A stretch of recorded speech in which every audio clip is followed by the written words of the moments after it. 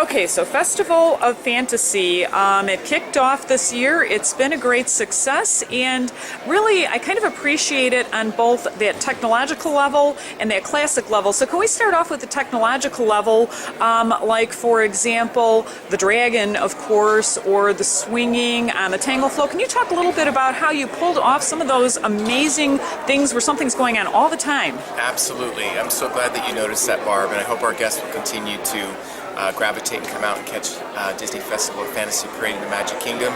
Many goals that we had and obstacles with creating this new parade, and from a technological standpoint, our goal was to put floats out there that were different and had never before been seen in a Disney park. So Maleficent Dragon, for example, brand new chassis technology, articulated chassis, which allows the dragon to be able to bend and flex and turn and really to have kind of a living, breathing quality out there. First time I think that we've ever had a dragon, our beautiful creature that shoots fire and breathes smoke. She's got gorgeous articulated wings and her neck moves, and it really, really is storytelling at its best. Tangled unit, I'm glad you noticed that as well. From just the wonderful kinetic action that we have up there, of the swinging weapons with our thugs that are trying to get the crown back from Flynn. And Flynn is joined, of course, by his love of his life, Rapunzel.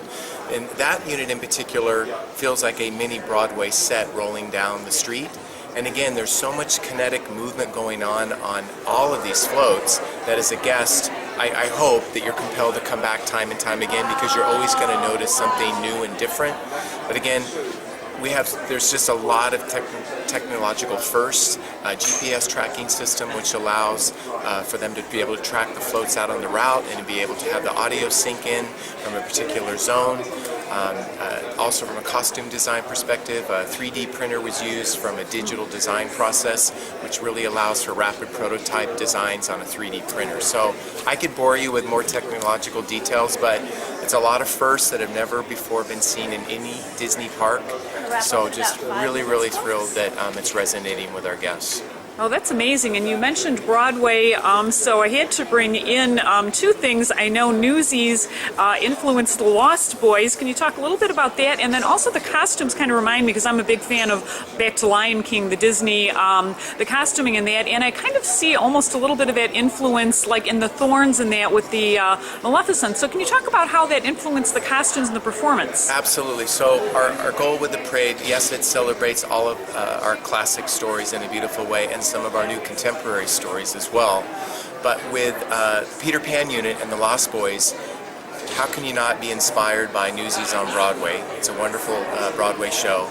And we took inspiration from that to still pay homage to the iconicness and the classic animated Peter Pan film, but how do we give it a relevant, fresh take on the Lost Boys? And I feel like our costume designer, Morena Rada, did a brilliant job of bringing these 6 Lost Boys. They still have those spunky, roustabout personalities, but there's a relevant Newsies quality about it, and the choreography helps as well.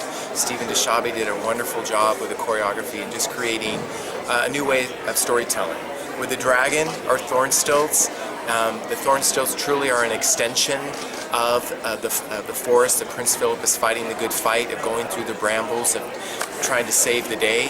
And it's really a beautiful, cohesive look of the thorn stilts. It almost feels like they are coming out of the dragon and about to entangle Prince Philip. And then, of course, the raven dancers, just, I love them with those giant articulated wings that are just so beautiful and magical. So yeah, there's a lot of firsts, and took a lot of inspiration from other wonderful hits that are out there in the world.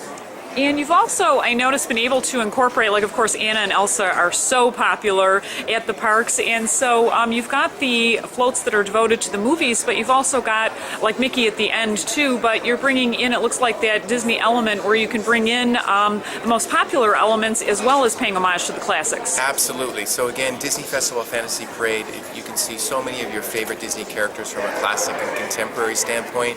From Peter Pan to Rapunzel and Flynn to Elsa and Anna from Frozen. They're joined by, of course, Olaf. And then, of course, Mickey and Minnie, the final punctuation mark on the finale unit. So what I love about, for example, the finale unit is coming out of Sleeping Beauty and of evil kind of crashing the party, and Prince Philip saves the day. And then we have a wonderful celebration of all things New Fantasyland out on the street, and of course the one and only Mickey and Minnie Mouse are out there to have that final punctuation mark and wave goodbye to all of our guests.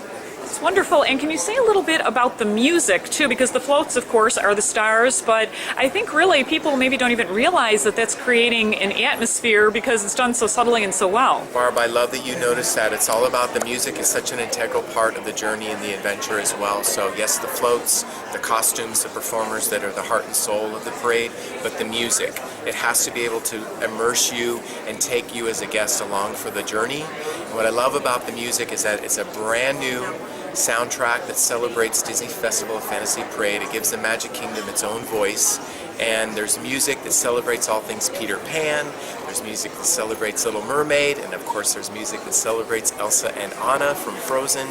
So I couldn't be more pleased with what Mark Hammond and the entire music department team did in creating really a really individual piece of music for the parade.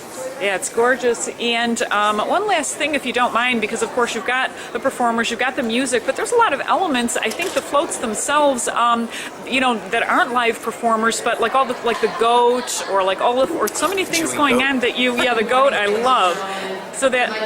So how does that kind of what gave you the ideas for putting those little touches to kind of catch guests' eyes if they're really watching for that? Well, our guests that come to our various Disney parks are very savvy and they're hungry and they're always looking for something new and fresh and relevant. So it's all about the details. Yes, you can have the grand scale of the Maleficent Dragon, the grand scale of the swinging weapons in the Tangled unit, but you also have to have little tiny details as well so that you're able to have an ebb and flow and there's dynamics to that particular unit. So the Chewing Goat, for example, or Pascal that are part of the Snuggly Duckling Inn, the tavern, it's really special that our guests are noticing those tiny details, to tiny jewel placements that are part of the finale unit, to the details of all the characters and figurines that are on the rotating carousels on the finale unit, the Princess unit with Olaf. It's all about the details because our guests, again, they're very savvy and they're hungry. So our goal is to create something that's always new and fresh and has a lot of details. Excellent. Thank you so much Thanks, for chatting Barb. with us.